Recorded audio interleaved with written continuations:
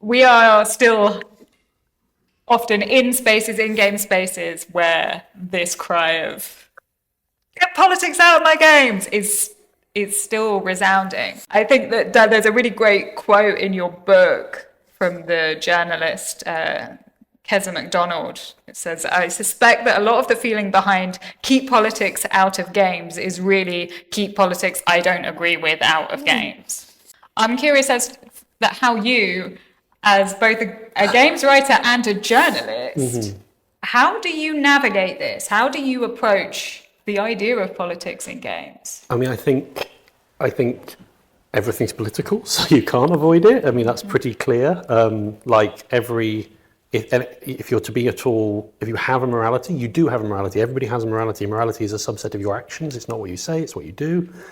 And that means that there is always a morality in the games of the things that you are doing in those games, and those are the statements you're making. And morality, politics is just morality in action. So it's ethics in action. So that's, every game has politics in it. Whether you decide to have it in there or not, it has ethics and it has politics in. So for me, it's, definitely you can't avoid it. You have to put the things in because they're already in there. So you might as well, you're putting your political opinion across, whether you're acting on it deliberately or you're omitting to put it in. So put it in. And have you found any friction with any of the studios or other teams that you're working with where there is a resistance to that? Where's the resistance to putting deliberate politics in games?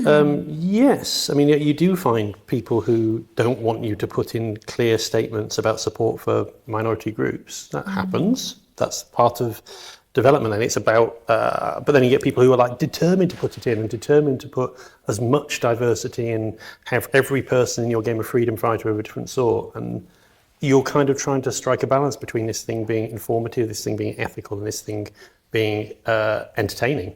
And you strike that balance as a group, because a game is not, I do not get to write something by myself. I am a part of a team, and I write the thing that, I put the words in there that bring the product together. I don't get to go, I'm not creating a game. So it's another thing, like we mentioned before, that there are movie stars and they can make ethical statements. There aren't really movie stars in games. There aren't really stars. Like we can all name a few people who make games, but not the same number we can name like Hollywood actors, who aren't even the people who make the movies. They're just people in the movies. So I'm not a star. There aren't stars in games. There are just people. We all work as a team and make it a team product. And all I can do is shift that towards the ethical. Marijam, you really dive in your book about how you feel the political left has ignored games as a political space.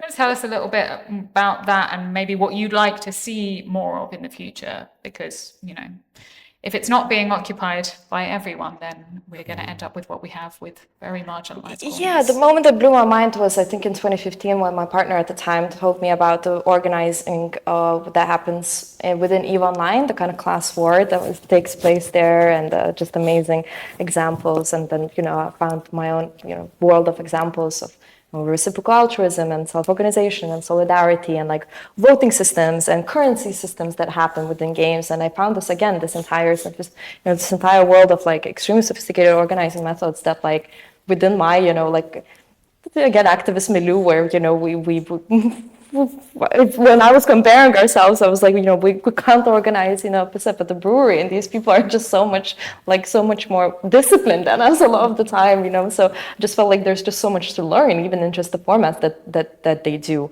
So so that kind of, again, thinking of the aestheticizing of what politics even kind of, what political organizing can even mean, and I just found plenty of examples. But I suppose also to go back a little bit and then it was, I had to also go back to, again, my leftist community, basically tell them, hey guys, we need to also create anti-fascism within these spaces, because if we won't, again, it's a political vacuum. So that's with that kind of argument, I think they started listening a bit more. But to kind of go back a little bit to the previous question, I think we say, like politics and video games, and even just that, it's like trademark the phrase, right? But we look at it from such a kind of narrow perspective, in the sense that we're looking at politics within games. One of the things that I try to me, like the politics in games is frankly like a small, tiny slither of everything that is the intersection between games and politics. First of all, that is usually the kind of politics that are from top down, right? By the game writer to the players. the MMORPGs, the massive online role-playing games, they usually are like relatively content light, so there isn't like that much of a story to them, and it's the players themselves that create the politics within them. So that to me is actually kind of more interesting in some way, because it's not like something that you consume, but it's something that you create.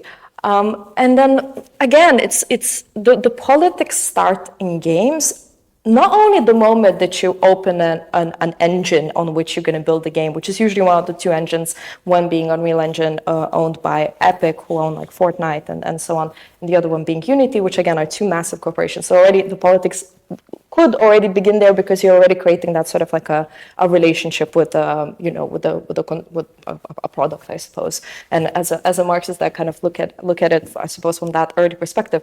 But no, even. And this is, to me, like the elephant in every room when we talk about games and politics, is the fact that our lovely careers and discussions about games and, about political games or so on, or bad politics in games is all built on like blood, sweat, and tears in the global south, because of the abuse that is necessary for us to even have devices on which we play the games. And other cultural realms don't suffer from it as much, as our industry is just completely dependent on it. So even, I don't know, again, it's I see now a lot of arts institutions buying up games and so on, and I think the future is bright. We will have our celeb game developers. We will have like games in Victoria and Albert Museum and MoMA and Barbican, But I mean, is that really the future that we should be ambitious about? Like, I kind of feel like we need to clean up our act, just generally how they're made first and foremost.